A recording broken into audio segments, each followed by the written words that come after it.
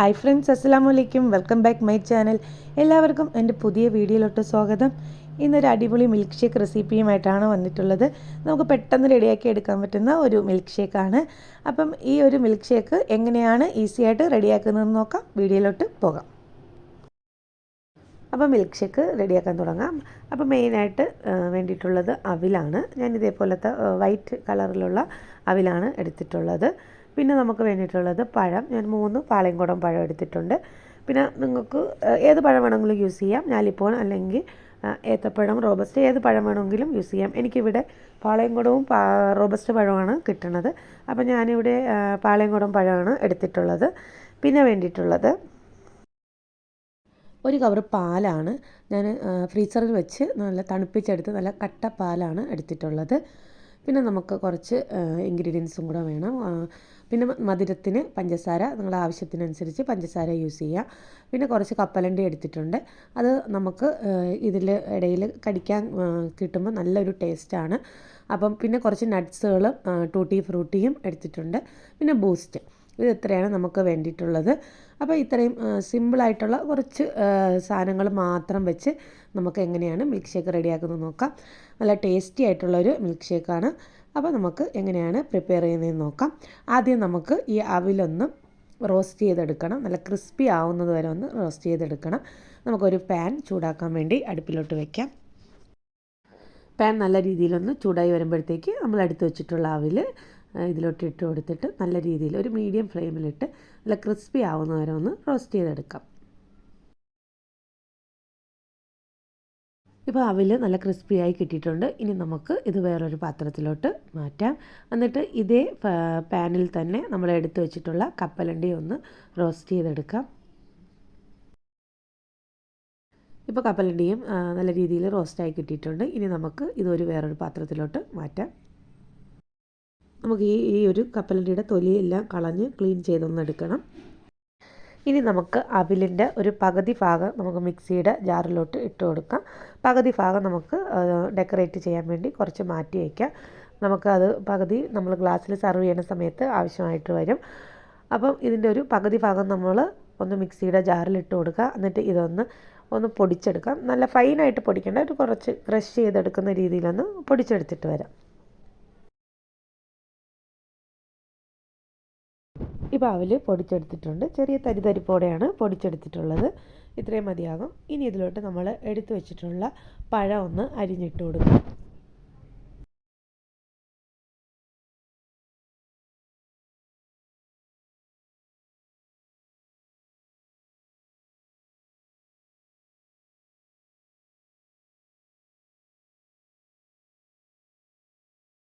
പഴമെല്ലാം add ചെയ്ത് കൊടുത്തിട്ടുണ്ട്. ഇനി നമ്മൾ നേരത്തെ എടുത്തു വെച്ചിട്ടുള്ള ഒരു കവറ് പാല്, അത് ഞാൻ നല്ല രീതിയിൽ കട്ടയെല്ലാം ഒന്ന് ചെറുതായിട്ടൊന്ന് ഉടച്ചെടുത്തിട്ടുണ്ട്. അത് നമുക്ക് ഈ മിക്സിയുടെ ജാറിലോട്ട് ആഡ് ചെയ്ത് കൊടുക്കാം.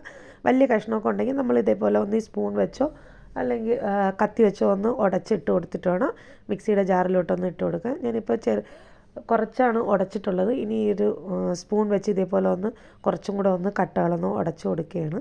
വലിയ വലിയ കഷ്ണങ്ങളുണ്ടെങ്കിൽ ഇതേപോലെ ഒന്ന് ജസ്റ്റ് ഒന്ന് ഉടച്ച് കൊടുത്താൽ മതിയാകും.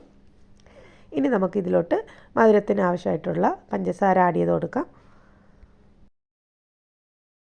ഇനി ഇതിലോട്ട് ഒരു അല്പം വിപ്പിംഗ് ക്രീം ആഡ് ചെയ്ത് കൊടുക്കുകയാണ്. ഇത് ഓപ്ഷണലാണ്. കുറച്ചും കൂടെ നമ്മളുടെ ഈ മിൽക്ക് ഷേക്കിന് നല്ല ടേസ്റ്റ് കൊടുക്കും. വിപ്പിംഗ് ക്രീം അല്ലെങ്കിൽ ഫ്രഷ് ക്രീം ഇതിലേത് വേണമെങ്കിലും യൂസ് ചെയ്യാം. പിന്നെ നമ്മൾ നേരത്തെ റോസ്റ്റ് ചെയ്ത് വെച്ചിട്ടുള്ള കപ്പലണ്ടി ക്ലീൻ ചെയ്തെടുത്തിട്ടുണ്ട്. അതിൽ നിന്ന് ഒരു അല്പം ആഡ് ചെയ്ത് കൊടുക്കണം. ബാക്കി നമുക്ക് ഡെക്കറേറ്റ് ചെയ്യാൻ വേണ്ടി വെച്ചിരിക്കണം. ഒരു ടേബിൾ സ്പൂൺ ബൂസ്റ്റും കൂടെ ആഡ് ചെയ്ത് കൊടുത്തതിന് ശേഷം നല്ല രീതിയിൽ നമുക്കിതൊന്ന് ഫൈനായിട്ടൊന്ന് അരച്ചെടുത്തിട്ട് വരാം.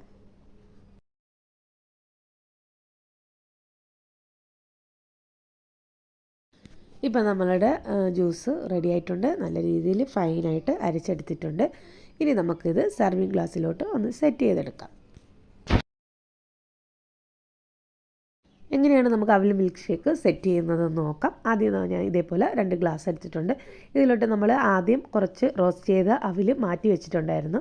അത് നമുക്ക് 2 ഗ്ലാസ്സിൽ ഒരല്പം 2-3 ടേബിൾ സ്പൂണ് ആദ്യം ഇട്ട് കൊടുക്കാം. ഇനി 2 ഗ്ലാസ്സിലായിട്ട് റോസ്റ്റ് ചെയ്ത് വെച്ചിട്ടുള്ള കപ്പലണ്ടി 2-ലും ഒരല്പം ആഡ് ചെയ്ത് കൊടുക്കാം. ഇനി എടുത്തു വെച്ചിട്ടുള്ള നട്ട്സ്, കാഷ്യൂനട്ട്, ബദാം, കിസ്മിസ്, ടൂട്ടി ഫ്രൂട്ടി എല്ലാം രണ്ടിലും ഈക്വലായിട്ട് ഒരല്പം അല്പം നമുക്ക് ആഡ് ചെയ്ത് കൊടുക്കാം. ഇനി അടിച്ചു വെച്ചിട്ടുള്ള അവിൽ മിൽക്ക് ഷേക്ക് ഇതിലോട്ട് നമ്മൾ ഒഴിച്ചു കൊടുക്കാം. ഫുള്ളായിട്ട് ഒഴിക്കരുത്, പകുതി നമുക്ക് ഒരു അരഭാഗം ഒഴിച്ചു കൊടുക്കാം.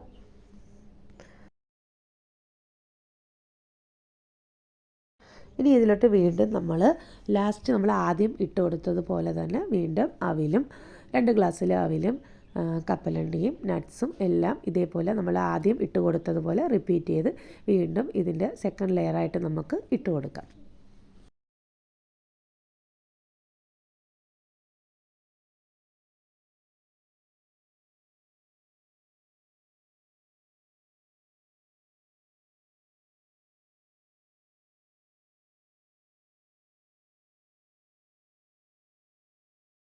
ഇനി ഇതിൻ്റെ മുകളിലായിട്ട് ബാക്കിയുള്ള ജ്യൂസ് നമുക്ക് ഫുള്ളായിട്ട് ഒഴിച്ചു കൊടുക്കാം.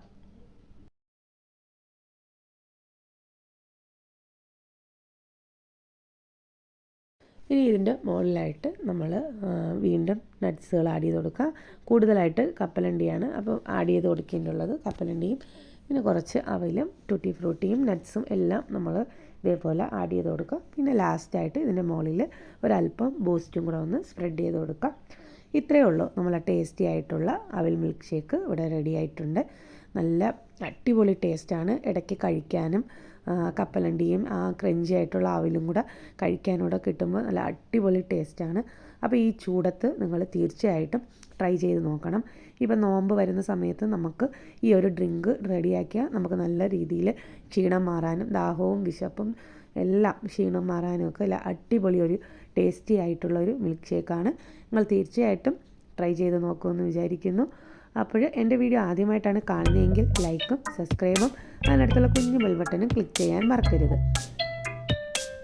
അപ്പോൾ ഞാനിടുന്ന പുതിയ പുതിയ വീഡിയോ നിങ്ങൾക്ക് പെട്ടെന്ന് തന്നെ നോട്ടിഫിക്കേഷൻ വരുന്നതാണ്. അപ്പോൾ നല്ലൊരു റെസിപ്പിയുമായി അടുത്ത വീഡിയോയിൽ കാണുന്നത് വരെ ബൈ. Thanks for watching.